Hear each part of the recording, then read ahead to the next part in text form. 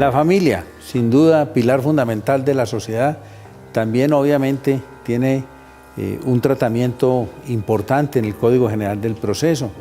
No es posible examinar todos los procesos de familia en detalle, pero sí es importante examinar algunos de ellos que yo considero que son los más estructurales. No sin antes hacer una advertencia.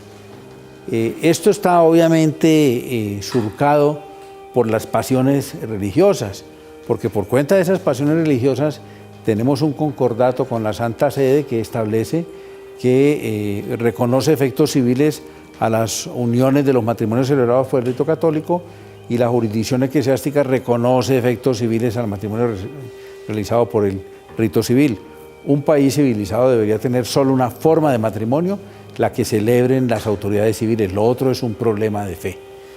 Y pues en función de eso, pues hay algunas cosas que se han traducido en algunos de los procesos de familia, y a eso es a lo que haremos referencia al examinar estos procesos de familia, que en concreto serán el proceso de nulidad de matrimonio civil, el reconocimiento de efectos civiles de sentencia eclesiástica de nulidad y el proceso de divorcio de matrimonio civil o católico.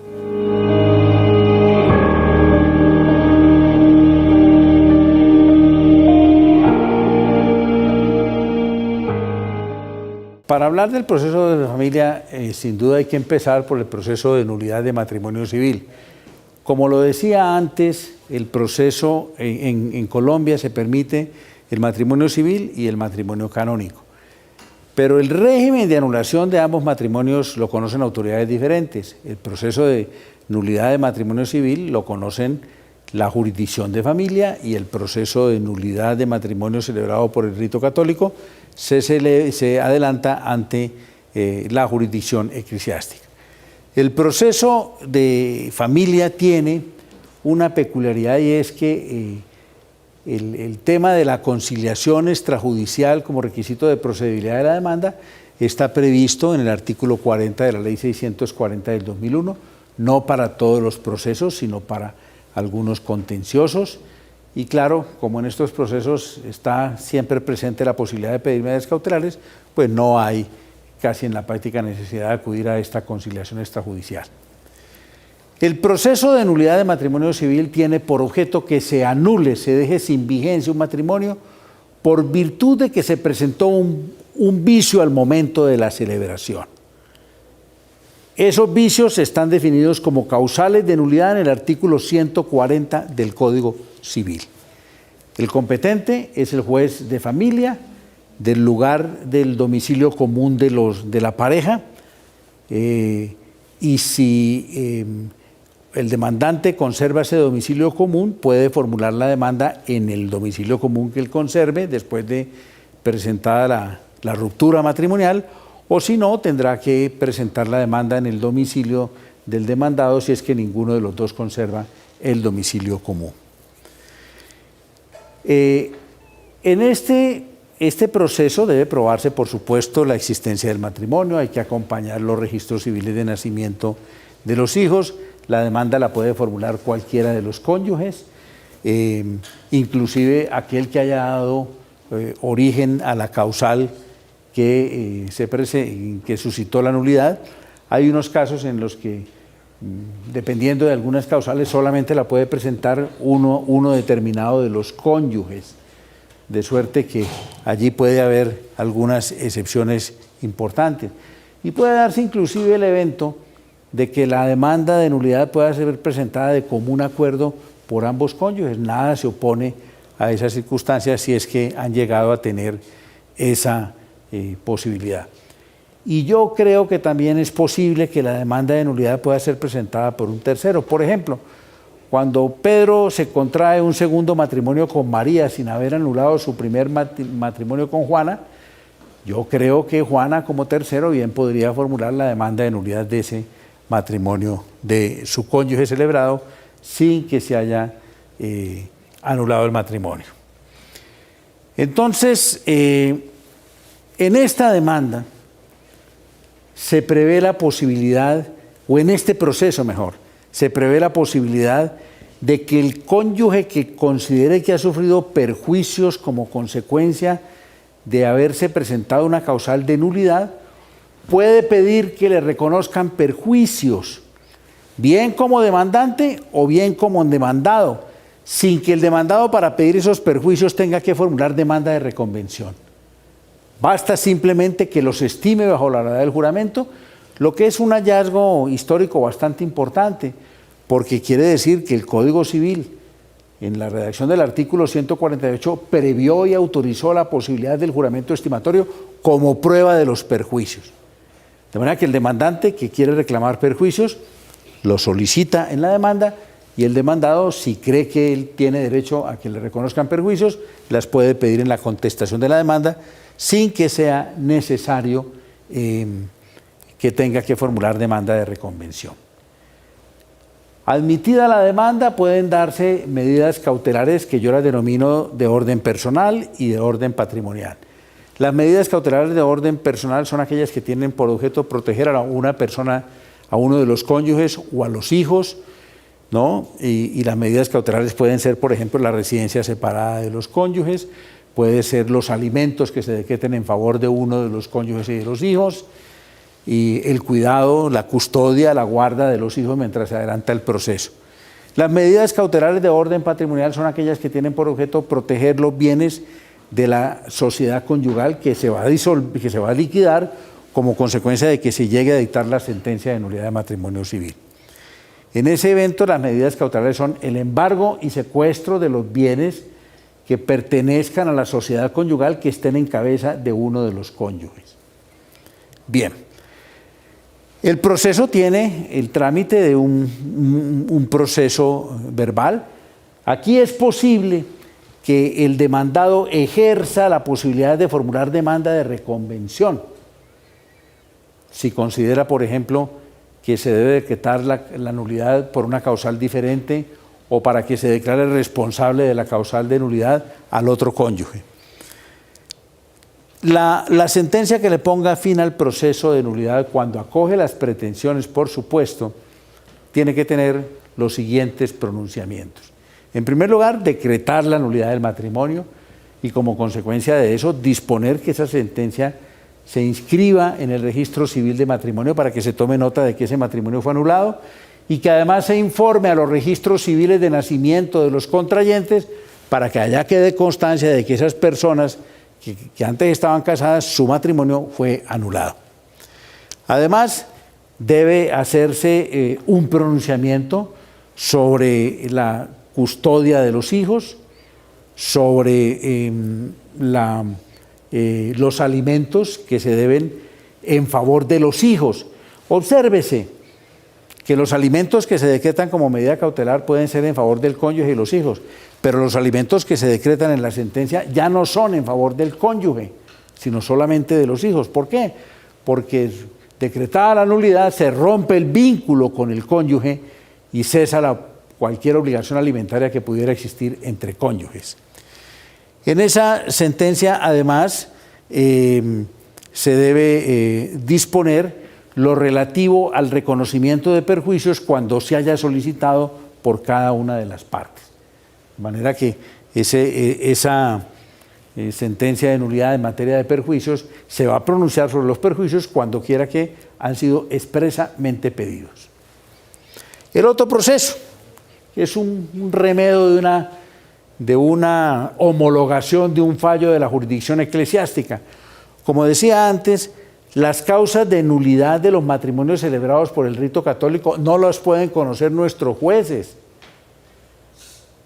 Esas causas se celebran ante los tribunales eclesiásticos en primera instancia y en segunda instancia ante los tribunales de la Rota Romana, por causales distintas, causales de nulidad que están previstas en el Código Canónico, no en el Código Civil. En ese proceso no pueden intervenir sino aquellos abogados que están facultados para litigar delante de la jurisdicción eclesiástica. Es una jurisdicción especial, pues en virtud de que se trata de una jurisdicción administrada con el sentido de la religión católica, que es la que inspira y sustenta este tipo de matrimonios. Cuando se profiere la sentencia por el tribunal eclesiástico decretando la nulidad de un matrimonio, entonces el tribunal eclesiástico, una vez que esté ejecutoriada esa sentencia, la remite al juez de familia del domicilio de los cónyuges. ¿Para qué? Para que se adelante el reconocimiento de efectos civiles a esa sentencia eclesiástica. Es decir, este es un esfuerzo que es vacuo, no tiene sentido, porque aparentemente de lo que se trataría es de que la jurisdicción civil revise la sentencia proferida por la jurisdicción eclesiástica, pero eso no ocurre. Lo que hace simplemente el juez de familia es revisar si la sentencia proferida ante la jurisdicción eclesiástica está legalmente notificada y si se encuentra ejecutoriada. Eso, por supuesto, no es una homologación que implique una revisión a fondo. Eso ha permitido que en algunos casos los tribunales eclesiásticos, cuando van a dictar sentencias en la jurisdicción eclesiástica, se pronuncian sobre aspectos como los alimentos, por ejemplo, o se pronuncian sobre aspectos respecto de la custodia. Esos pronunciamientos le están vedados a los jueces eclesiásticos. De manera que si un juez eclesiástico se ha pronunciado, además de la nulidad del matrimonio católico, sobre la custodia de los hijos, sobre alimentos, en fin, o sobre la patria potestad, el juez civil debe reconocer efectos civiles solamente a lo que tiene que ver con la nulidad. Y en todo caso, si reconoce efectos civiles a la sentencia, sin distinguir respecto de qué asuntos tiene efectos o respecto de qué asuntos no tiene efectos, por ministerio de la ley, los efectos solamente pueden ser en relación con lo referido a la nulidad del vínculo eclesiástico. Una vez que se adelanta el reconocimiento de efectos civiles, la sentencia se puede registrar ante el registro civil de matrimonio y en el registro civil de nacimiento de los cónyuges para que se tome nota de esto. Y el otro proceso de familia que es trascendental es el proceso de divorcio. El proceso de divorcio en Colombia se puede adelantar respecto del matrimonio civil y también bajo la figura de la cesación de efectos civiles del matrimonio católico se puede adelantar el mal denominado proceso de divorcio. En otras palabras, el matrimonio católico celebrado por el rito católico no es susceptible de ser disuelto por la vía del divorcio, pero a la usanza de lo que ocurrió en la legislación italiana, sí se puede adelantar un trámite que conocemos como de divorcio, pero que consiste en quitarle efectos, suprimirle efectos civiles a ese matrimonio católico. Fue la solución que se adoptó en Italia y también acogimos aquí para resolverle el problema a los miles de colombianos casados por el rito católico que no tenían un mecanismo para disolver ese vínculo matrimonial. Entonces, claro, cuando se decreta un divorcio de un matrimonio civil, los excónyuges pueden volverse a casar por el rito civil o por el rito católico.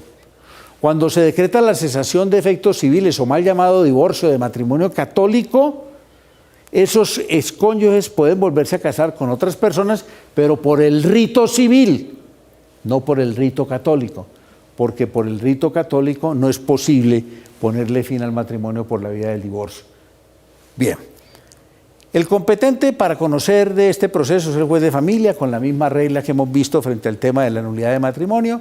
Las causales de divorcio están taxativas en el Código Civil y es muy importante hacer referencia a lo siguiente.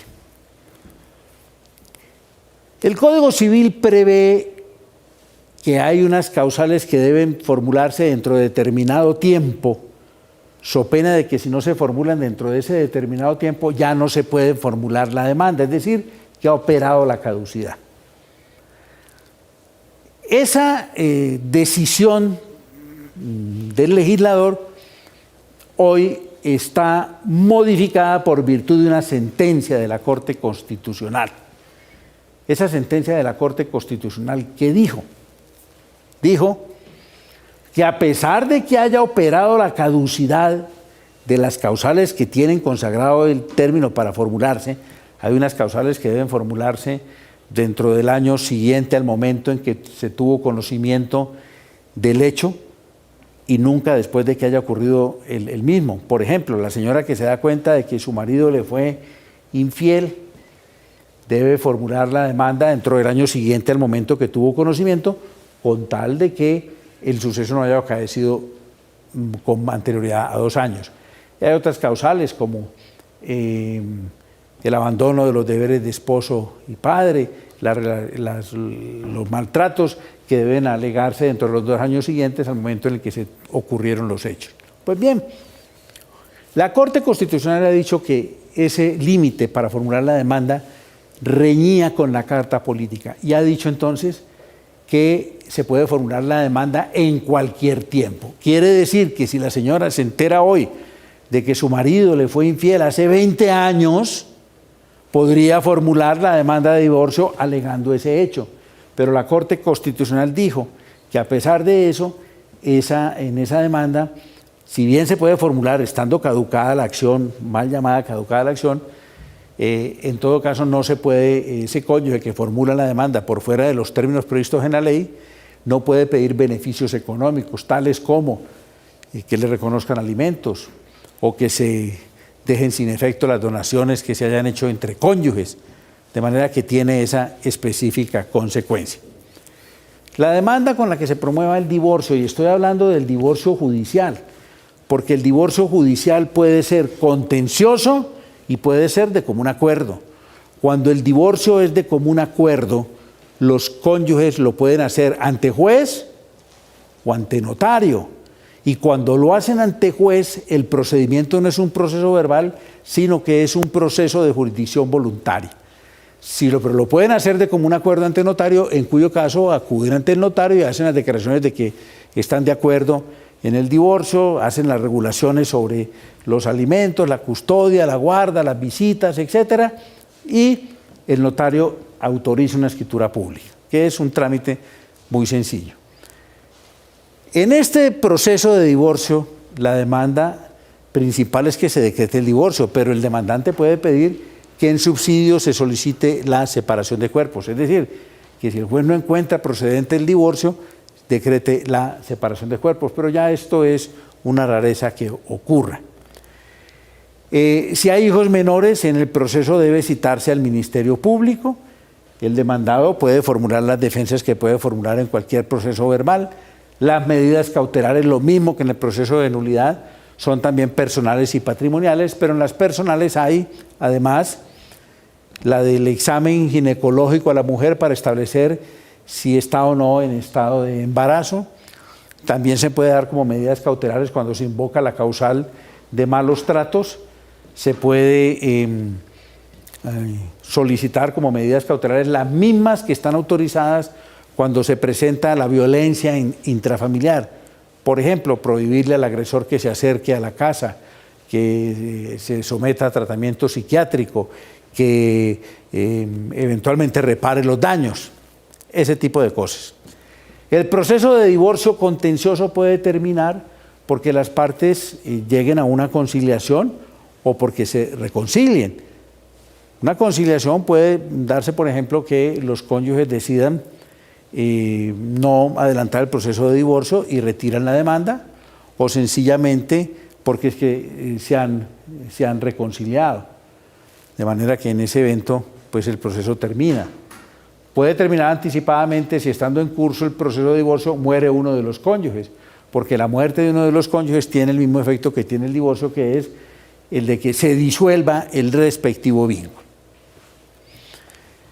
El trámite del proceso es el proceso verbal, llegamos a la sentencia y en esa sentencia que acoja las pretensiones el juez se pronunciará.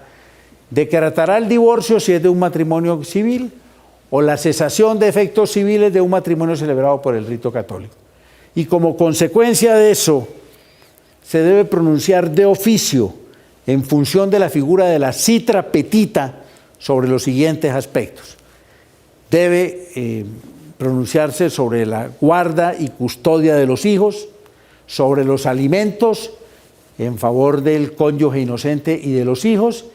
Además, debe pronunciarse en la sentencia que le ponga fin al proceso cuando la causal alegada ha sido los malos tratos, imponer unas medidas propias de la violencia intrafamiliar. Y en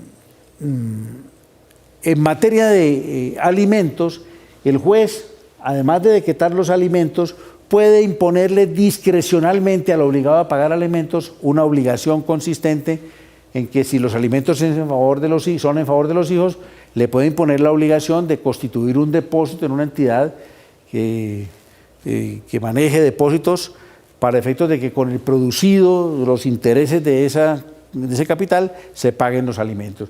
O si los alimentos son en favor del cónyuge, puede ordenar que esos alimentos estén garantizados constituyendo una hipoteca o una respectiva prenda.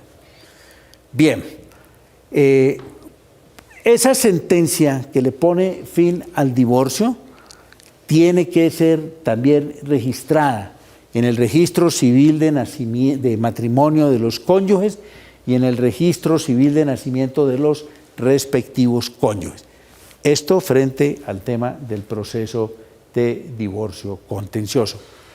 Como ya lo dije, el divorcio contencioso disuelve el vínculo civil y en materia del matrimonio canónico lo que hace es que queden sin efectos civiles ese matrimonio.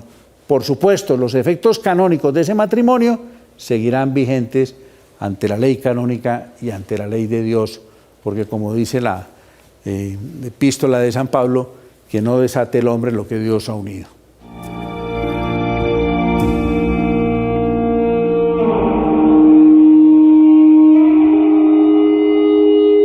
Usted está casado con una abogada. ¿Cómo es vivir con una abogada? Yo creo que vivir con una abogada es muy agradable porque, además, en el caso de mi esposa, pues ella es una persona que ejerce la profesión, comprende todas las cosas buenas, las malas, las angustias, las alegrías, y hemos crecido mucho juntos, más yo por supuesto que ella, pero es una experiencia maravillosa. Y también tiene una hija abogada. Sí. ¿Alguna vez ha tenido, digamos, un encuentro en los estados con ella? Y si eso ocurriera, ¿quién ganaría? ¿El abogado, en el caso de ganar, o el padre?